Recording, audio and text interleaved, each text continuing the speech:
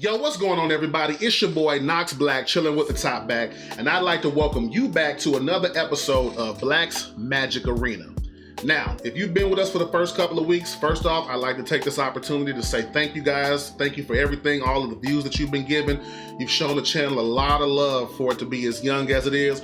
We just crossed our 500th view on the channel, and I'm not entirely sure what that means in terms of YouTube's algorithm, but I do know what it means to me, and it means a lot. So thank you guys, everybody, for that. But outside of that, let's go ahead and get into the content for today. So if you're just now joining us, let me go ahead and explain what we do here. We have a format that's called the Black Magic Gauntlet. So each week we're going to be taking 5 different decks and we're going to play them out Monday through Friday. Every deck is going to have its day and they're all going to play the same amount of games. So at the end of the week, we have a spreadsheet and we have a scoring system.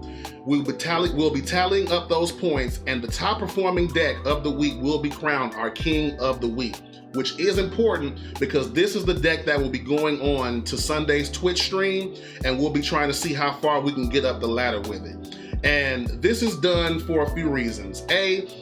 Because we want to try to see if we can actually progress with it, right? We want to see if we can get up the ladder with it, but also it's a way to test out whether or not the deck overperformed during the week or if it's about right where it's supposed to be, right? So the bottom 2 performing decks, they will be eliminated completely and replaced with new decks the following week. And if a deck reaches 3rd place 2 weeks in a row, it will also be automatically eliminated and replaced with a new deck. And this is just something that I think creates a little bit of stakes within the channel. It gives every deck a story. There can be underdogs, there can be the rich getting richer, you know what I mean? There's a lot of things that can happen within the format of this deck, but I also wanted this to feel like something that's organic, something that can evolve, and I wanted to feel like our format and not just my format. So if you do have any suggestions of things that you would like to see added to the format, ways that you think it could possibly evolve, let me know down below in the comments, and I'll be sure to go down there and engage with you guys. But outside of that, let's go ahead and get into the deck we got this today for you, because this is a very spicy one. We're going to be playing some Rakdos Reanimator. Now, the inspiration for this deck was I wanted to find something that I felt comfortable playing the Alicia in. It's a card that it can be a little bit clunky and a little bit hard to use, but also if used correctly, it can do some very powerful things. So Alicia says, first of all, it's a 3-cost card. That is a 2/2, and it has First Strike. First Strike means that when combat damage is assigned, this card will deal its combat damage first to whatever creature. So, for instance, if we're going against something that also is a 2/2, traditionally, those two would crash into each other and kill each other, right? But First Strike would allow us to deal our damage to their creature first, and so therefore, we're going to kill their creature while ours stays alive. So that's what First Strike means. But whenever this card attacks, we put a +1/+1 counter on it, and then it has an ability called Raid. Raid is at the beginning of your end step. If you attack this turn, return target creature card with mana value less than or equal to Alicia's power from your graveyard to the battlefield. So what this is going to allow us to do is flood the board with a lot of value pieces, a lot of things that's going to help us gain incremental value in the game and just kind of overwhelm our opponents with it at the end of the day. Things like the Deep Cavern Bat, which we use to pull resources out of our opponent's hand and slow them down. Cards like the Forsaken Miner, which we can recur from the graveyard to the battlefield whenever we commit a crime, whenever we target our opponents. But also cards like Cecil the Dark Knight, who, when we get him on the field, if we attack and if we deal damage and we have half of our starting life, we transform him. He turns into a 4/4 lifelinker that gives all of our other attacking creatures indestructible. And just other creatures like that. But we also have cards like Sephiroth that can come down. We have 1 copy of this. And this makes it a nightmare for our opponent to want to kill our things, because every time they do, it's going to drain them and give us a life. And if that happens 4 times in 1 turn, then Sephiroth will get transformed over to the other side, which creates an emblem. Remember, an emblem cannot be removed from the battlefield. It's just a permanent thing that is happening now for the rest of the game. the emblem says that whenever a creature dies, they lose a life and we gain a life. It drains their life, gives it to us. But also it allows us to sacrifice creatures in order to draw cards, which will also deal additional damage to our opponents. We also have one copy of Unstoppable Slasher because this is just a great threat to keep recurring to the battlefield when they block with it, or I'm sorry, when they try to block it, because it's a card that you have to block. You cannot let it keep hitting you, otherwise you're going to lose the game very quickly as it continues to cut your life in half. But this is going to be something that also works very well with cards like the Corrupted Conviction whenever we go for blocks to try to kill something, or whenever they try to go for a kill on our Unstoppable Slasher. We can use this in order to kind of surprise them and turn their removal spell into 2 cards for us. One of the things that I really enjoy about this card. But we've also got a nice removal package. We've got the Tragic Trajectory, one copy, which can give any creature a -2/-2 until the end of turn, or if a non-land permanent of ours left the battlefield this turn, or if a spell was warped, we can give a creature a -10/-10, which is going to help us to get rid of some of those creatures that either grow very quickly. I'm thinking of things like the Urboroid. It's going to help us to get those off of the battlefield. We've got 3 copies of Bitter Triumph. This removal I played with a little bit to see which ones felt better, but ultimately I fell on this one because it allows us to pay life, which we're not against doing in the early game because of the Cecil. If we can get ourselves down to 10 or close to 10, Cecil gets to transform that much sooner. So that's the reason why we chose the Bitter Triumph, to go ahead and work with that synergy. We've also got 2 copies of Shoot the Sheriff, which is just another way to remove non-outlaw creatures, which is a lot of creatures. There's not a lot of outlaws running around. You run into them occasionally on the ladder, but there's not a whole lot of them right now. The Umbral Collar Zealot is here to help us sacrifice creatures. Also get some deck manipulation going with the Surveil, allowing us to look at the top card of our library, either keep it there or put it into the graveyard. This card is going to just help us to sacrifice cards like the Zuko, which we're going to want to do after we've gotten all of the value out of it. And let's talk about this card. So, Zuko Conflicted is a 2-mana spell, 2/3, legendary creature. And at the beginning of our first main phase, so it has to survive for a turn. It has to survive for a turn after it's played in order to get any of these effects, but we're okay with that because a lot of times we're trying to use this card to eat up removal spells to open the pathway up for Alicia and our bigger creatures down the line. But this does give us the ability, if it does survive, that at the beginning of our first main phase, we can choose one of the 4 abilities here that has not already been chosen and lose 2 life, right? Another thing that works very well with the Cecil. We can draw a card, we can put a +1/+1 counter on Zuko, we can give ourselves an extra red mana, or we could exile Zuko and return it to the battlefield under our opponent's control. Now obviously, that last ability we don't really want to do. We don't want to give them access to this card. We want it to use all of the value of it for ourselves and then have a way to sacrifice or kill it, hence the Umbral Collar Zealot, hence the Corrupted Conviction. We want to have a way to get this card off the battlefield so that our opponent cannot get any value out of it. So, other than that, we've got 3 copies of Overlord of the Belmurk. This is a card that we can play early or we can play in the mid to late game, and it's just going to allow us to get some creatures into the graveyard so that we can put them back into our hands and just continue to make more and more plays on the opponent, forcing them to have to remove more things. Now we get to the big creature suite. We've got 1 copy of Terror of the Peaks because if this hits the battlefield, every creature we play is going to be damaged to our opponent's face. And it also says that spells that your opponent casts that target this creature cost an additional 3 life to cast. So if we can get our opponent's life total down, it's going to be a very tough decision on whether or not they actually want to remove this. But then it also says that whenever another creature we control enters the battlefield, this creature deals damage equal to that creature's power to any target. So what that means in a nutshell is that while this is on the battlefield, if we have a Sephiroth hit the battlefield, once it enters, the Terror of the Peaks will deal 3 damage because Sephiroth has 3 power. It will deal 3 damage to any target that we want it to deal. And most of the times we're going to want to go face because by the time this card hits the field, the opponent is more than likely, close to dead anyway. So we want to just keep hitting face with it. Other than that, we've got Arden the Usurper. This is a card that we most likely will not get to reanimate a lot with Alicia, because we would have to get her power up quite high.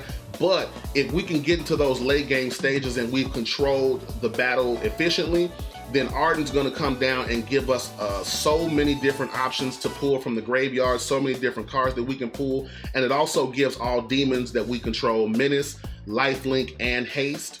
And that demon, of course, is going to be the bringer of the last gift. Now, when this creature enters, if we cast it, each player sacrifices all other creatures they control, and then each player returns all creature cards from their graveyard that weren't put there this way to the battlefield.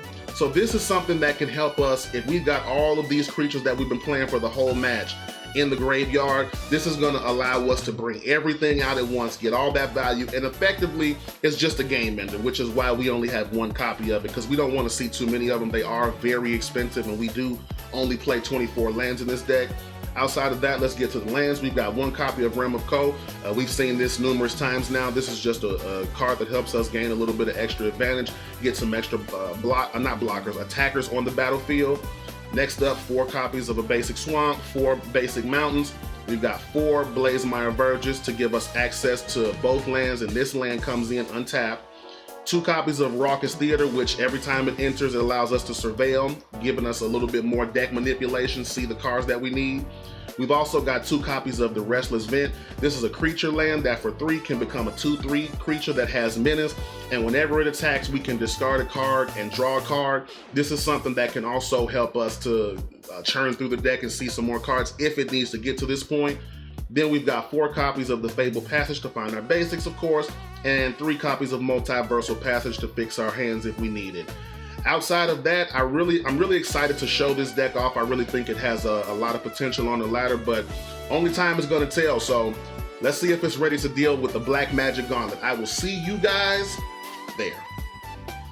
All right, so today we're going to be playing some Rakdos Reanimator, seeing if we can get some value on the board early, see if we can just kind of grind our opponents out. Looking at the hand, I've got Cecil and Zuko early. I've got Conviction to get us into see some more cards. I think I'll keep. I'm not going to play the Cecil until turn 2, so that way I can hold up the Conviction and protect it. Got another one. So now we're going to use this to get value, and if they try to kill it, then we're going to turn their removal spell into some value for us. Sinkhole Surveyor. What does this do? Whenever this creature attacks, you lose 1 life, and this creature endures 1. Oh, it's either or? They either put a +1/+1 or create a spirit? Okay. Okay, very good. Very good. Do I need 3? I mean, yeah, I could play Zuko and still hold up the Conviction. Let's go ahead and attack first.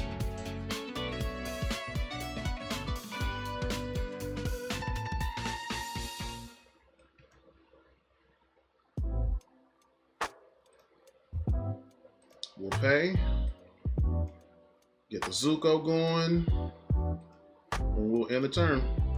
Alright, so now if they go for a removal spell on any creature, we've got protection for it, as well as a way to draw some extra cards. And whenever one or more counters are put on the creature you control, if it's the first time counters have been put a +1. Also, this is just meant to double up all of the counters that he wants to get with this Sinkhole Surveyor. Okay. Yep. Getting even more. Okay. I think Zuko's gonna have to grow. There's a Terror.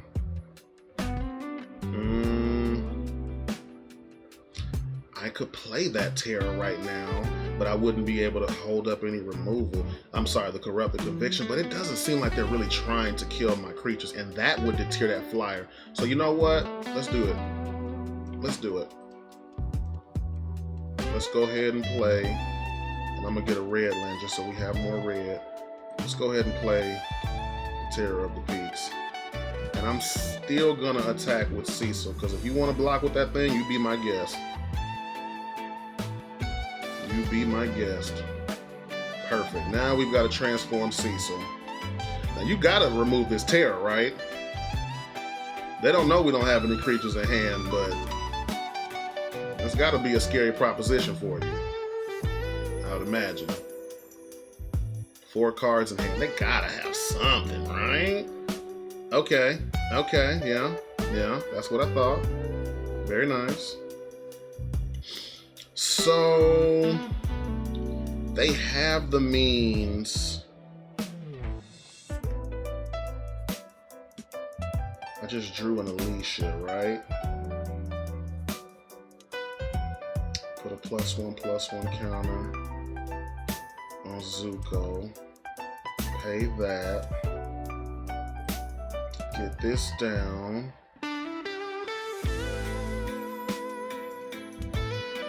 Put our land into play.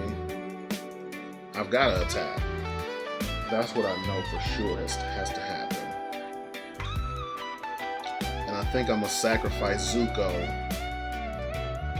to try to find a removal spell for that Surveyor, because next turn it's going to become too powerful for us. So let's go ahead and attack. If they, okay.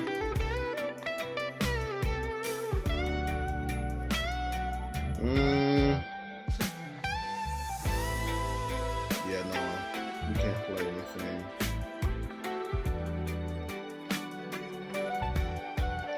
Now the only chance we have is to find a removal for that thing. Because this doesn't fly, right? Insect creature token with menace, yeah, so no.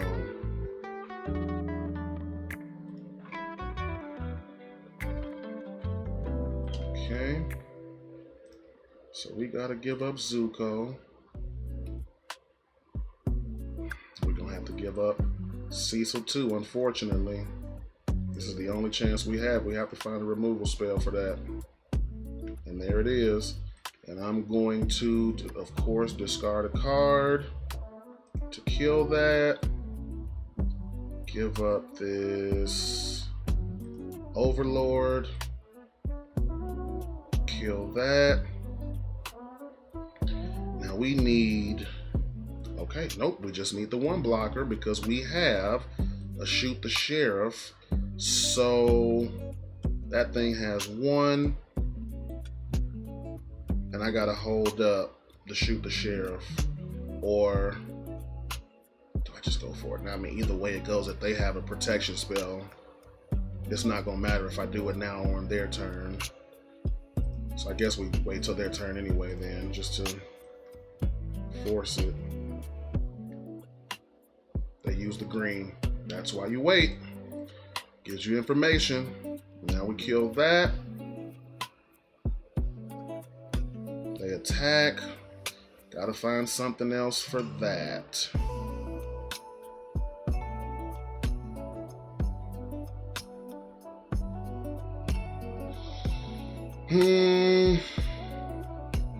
Gotta find something to kill the flyer, right?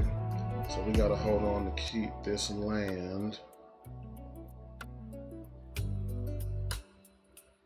We attack with both things, I think. Because if they block, they block.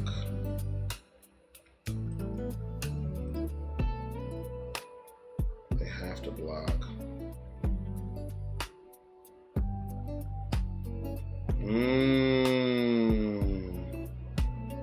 Wow. It's really gonna come down to that, huh? 1-1 and they win because they have a flyer. Unbelievable. Good game. Well, we tried the best we could. That was actually a really good matchup. I gotta be honest, like I can't even too much be upset about that one. Like it's just a good matchup. We were just a little bit too slow.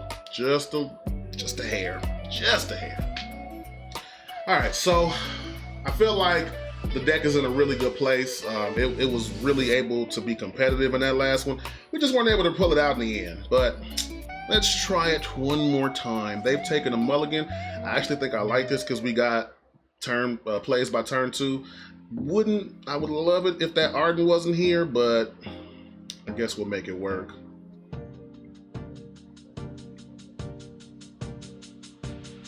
Whistle pick. I feel like I'm saying something dirty. Whistle pick. What do you got? Okay, go ahead and play out these Restless Vents. And then life gain, you say. Life gain, you say. Let's get a look at that hand. What are you counting on? Coordinated maneuver.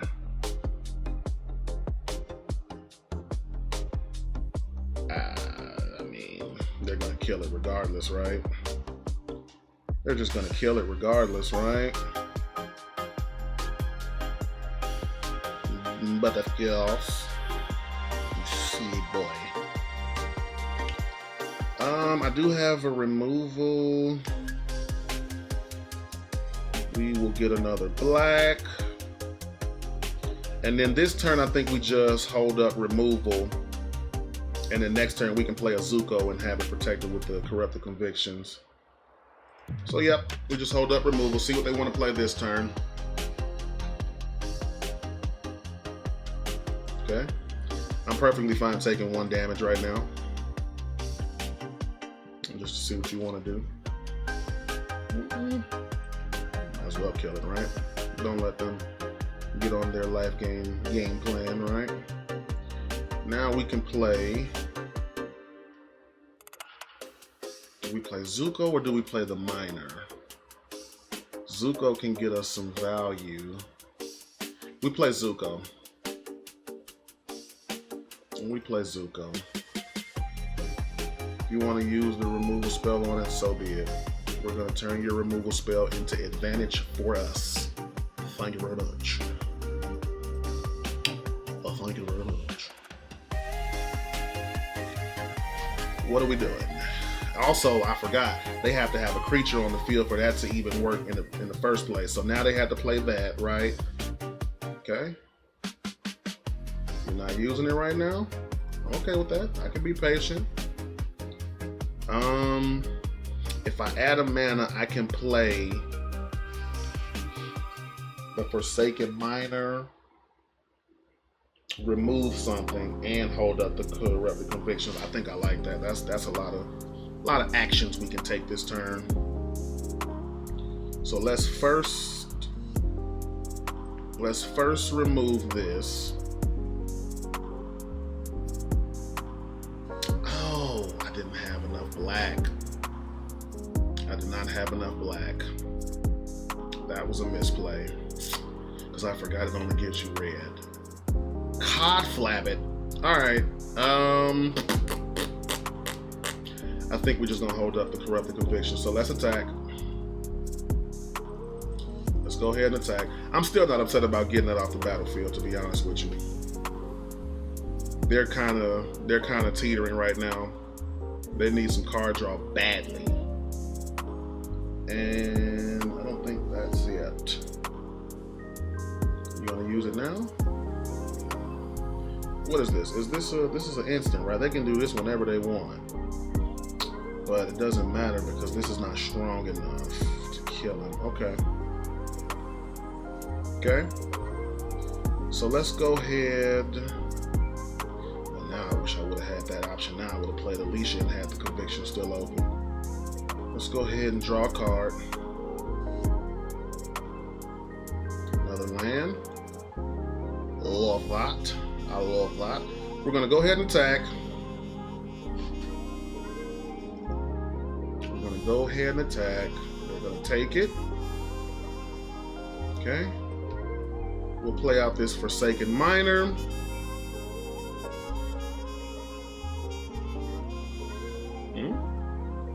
And end the turn. Next turn, I think we go for Alicia.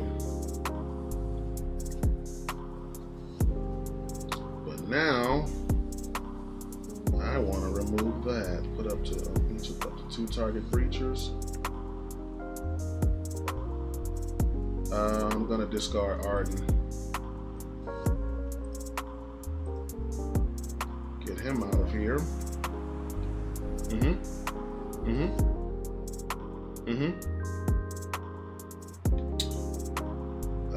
Put a +1. Oh, and there you go. That's just game over. That's just game over. They want to see no more. Absolutely no more. Well, all right. Well, that was absolutely wonderful. We were able to get our first victory with the deck. So let's see if we can keep it going.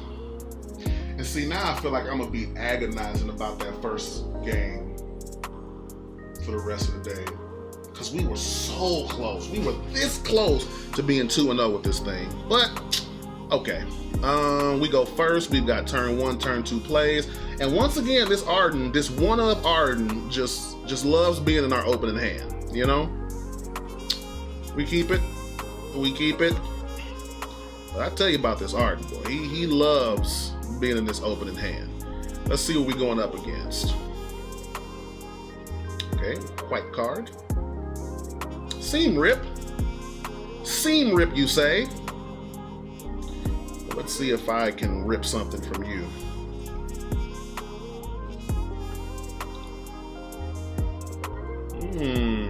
Just all the stuff. Just all the stuff. I'll take the creature. You can't use those spells if you don't have a creature.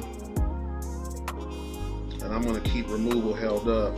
And you have a creature now. So that's great. That's just great. But are you gonna use that ethereal armor already? Oh, yes you are. So now it begs the question, do I kill it now? Or do I want to, well, no. Let's kill it now. Yeah, let's go ahead and kill it now. We're gonna attack. And we're just gonna kill it now. Yeah. Don't even give him the opportunity. Just kill it now. And now next turn, yeah, I was gonna say if they didn't play that, I was gonna take it. So lucky they did. And that thing has reach, so no more attacking for us. Let's see what we have. And I'm taking that creature. And now we just hold. When we play the game, they want to play the Shard Mage's Rescue on it to get some extra damage in. Fine by me. I will not be blocking. What's the last ability here? Against Double Strike. I would love a fodder creature right now to block that when it gets the Double Strike. I would love a fodder creature right now.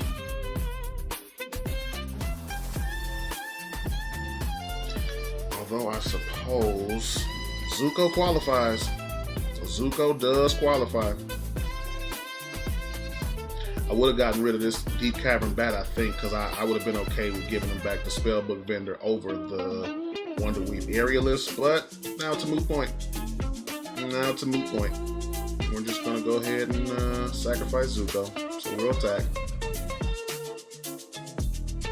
Gain some life back. It's going to get Double Strike, of course. You want to play your other Shard Mage's Rescue? Probably shouldn't. Ethereal Armor. Okay. Perfectly fine to block that. Perfectly fine to block that.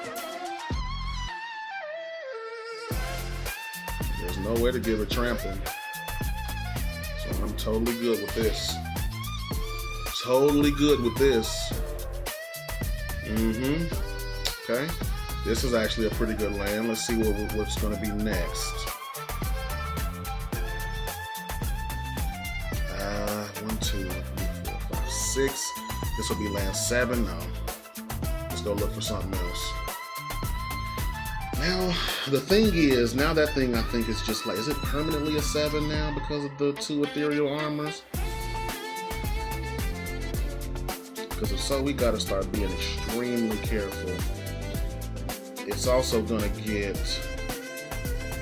another for the Shard Mage's Rescue, right?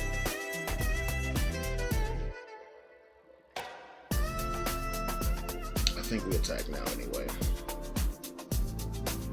Because I don't want to give him back any of these creatures right now. So 7 or 9 maybe puts us at 12. Go back up to 14. Sheltered by Ghosts. Sheltered by Ghosts. Okay. Now things get incredibly tough. And this has, if we don't find a removal spell right now, Zuko. So now actually I'm thinking that I'm probably gonna have to be willing to block with the Deep Cavern Bat to get Zuko to try to draw us a removal for this thing, right?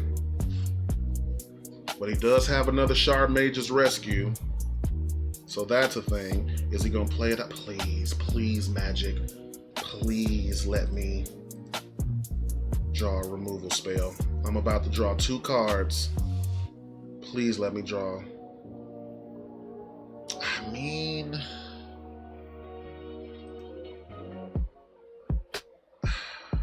and this is non-land, right? If a non-land permanent, oh, that hurts. If a non-land permanent left the battlefield this turn, they have no reason to block Zuko. They have no reason to block Zuko. And this is just a sorcery. Still a land short of the Arden. Oh, this is tough. This is so very tough. But if they don't remove anything, we live another turn. But we're just giving them all the time they need. We're giving them all the time they, yep.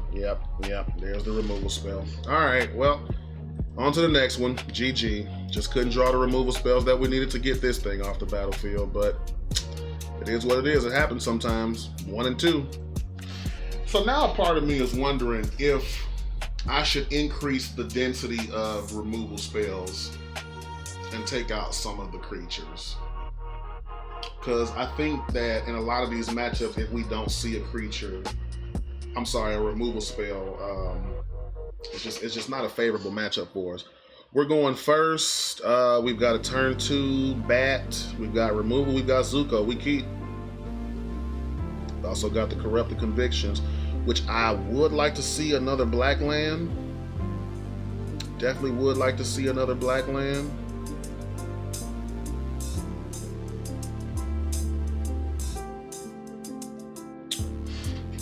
Drink bleach, you say? The lava spur boots. What is happening? What is happening here, people? Let's take a look. What is happening? Carrot cake, rotten mouth, destroy. Yeah. Wow. They're just gonna kill it regardless.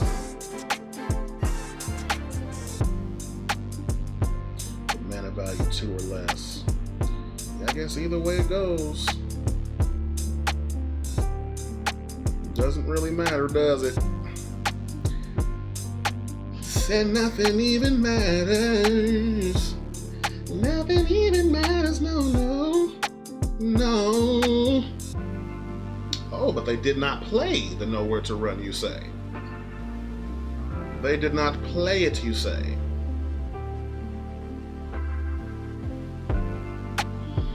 Really wish we had another black land we could play the Zuko, but I don't want to play the Zuko. I want to force them to use that Nowhere to Run and then turn it into advantage for us. That's what I want. I'd love to do the same thing again when they get back this removal spell, but we'll see. Lord Skitter's Blessing. They're determined not to use this Nowhere to Run. A Wicked Roll token, you say? Oh. Won't you look at that?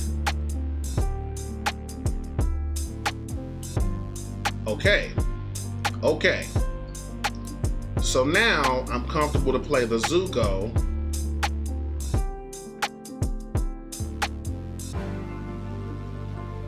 What's the ward ability? Ward 1? Okay. Lord Skitter. It's the Lord Skitter's blessing.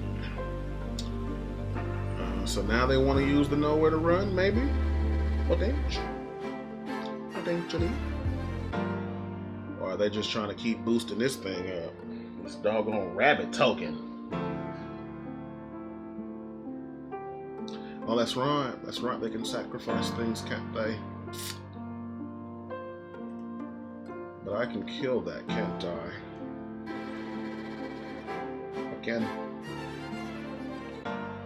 I can. And now, I can play the Alicia. No, don't jam Alicia. You know they have a removal. Let's draw a card.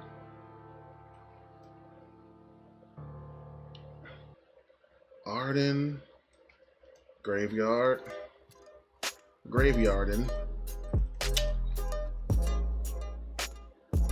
And we chill. We're gonna force them to use that Nowhere to Run. They're gonna use it. Carrot cake. Okay, another token.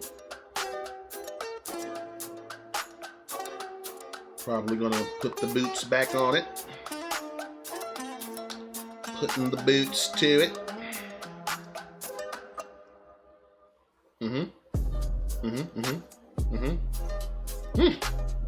The aggression.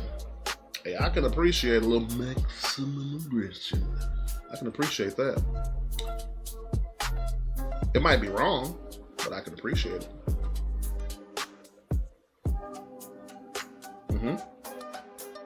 What are you coming for? Zuko? Or that? Either one. Turn your removal spell into advantage for us.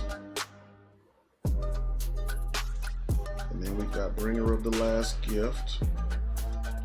We'll go ahead and play this. So this thing, it takes out creatures' mana value 2 or less. So it can't do anything to Alicia. Let's go ahead and play out the Alicia.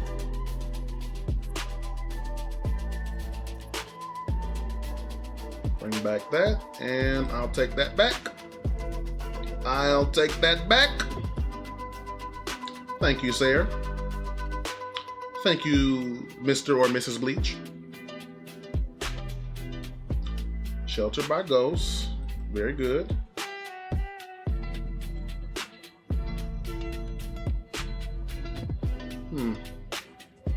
I can't kill it right now, right? Because it has Ward 3 actually now. So we let that happen.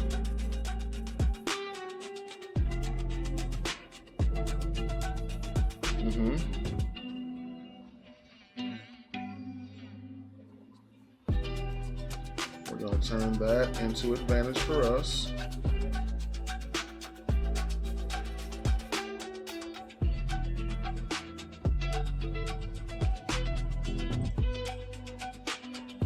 Okay, now what do you got?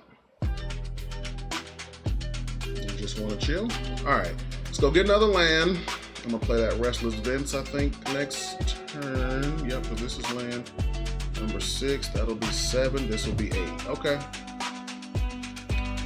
No real need to play the bat right now. Let's attack first, see what happens.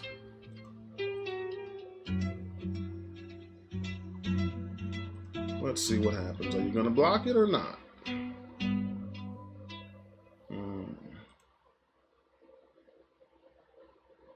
I want to be devious. I want to say, no, if you're going to block this, you're going to block it with that one. That's what I want to say. And I'm willing to discard a bat to make it happen. You're going to block it with the one you don't want to use. That's what I'm going to say. If you want to stop it. Okay. You don't want to stop it. Now, we're going to do this.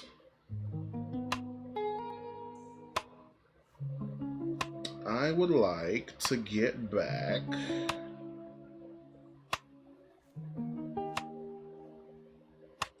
Arden. And we will get back Zuko.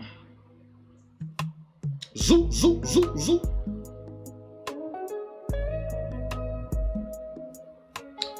So now what are we working with? The Nurturing Pixie. Get back to nowhere to... No, don't get back to nowhere to run. We're getting back the Witch's Vanity to kill Zuko again. More afraid of Zuko, I see.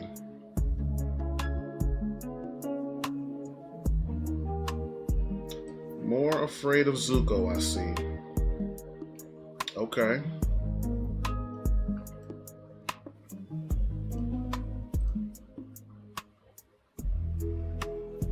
How many creatures do they have in their graveyard? Ooh.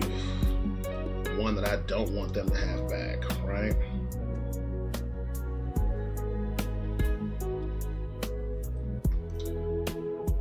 We play the Arden.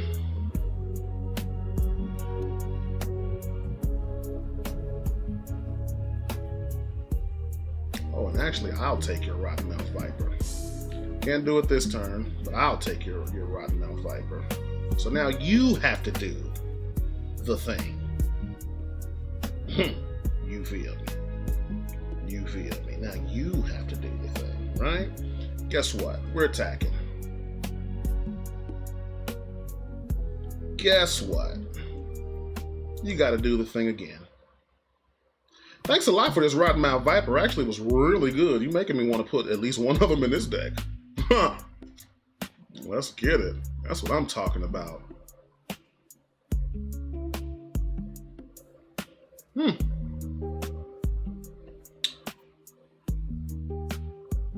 now what are you going to do? Okay, make a blocker, of course. So you can double block the Viper, I'm guessing. Oh, no, just to block that. So the Viper is on the move. Alicia. Once again, getting back Zuko since you seem so afraid of that card. And now, next turn, I can play the Bringer since the Viper is out of their graveyard. Okay, now it's not. Now it's not. Choose up to one non-land permanent to sacrifice or card to discard. You will lose 4 life if nothing is selected. I'll get rid of a land. Sure, I'll get rid of a land. That works for me. Put the boots on him, sure. 2. I'll get rid of that. I'll get rid of Zuko. You deal 9. You get back 2 life. 14. I think we still win though.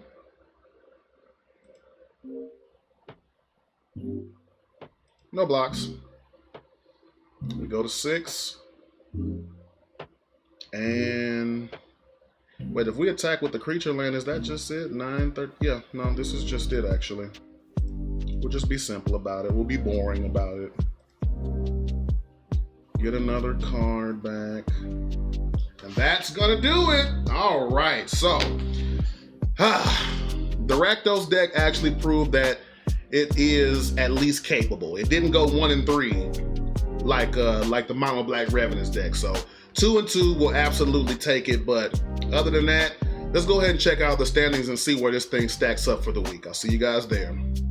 All right, and so taking a look at the Rakdos Reanimator deck, this thing actually had a pretty solid performance this week in the Gauntlet. I think that first game we were just a hair away from winning, and could have been a 3-1 week, could have been tied for the top deck of the week so far. So I'm not discouraged in the least bit by this one, and I do think that unless these next 2 decks really perform, this one does have a good opportunity of being safe and coming back next week. So outside of that, it got 2 wins today, 2 losses, no bonus points, didn't beat a meta deck, didn't face a Badger Mole.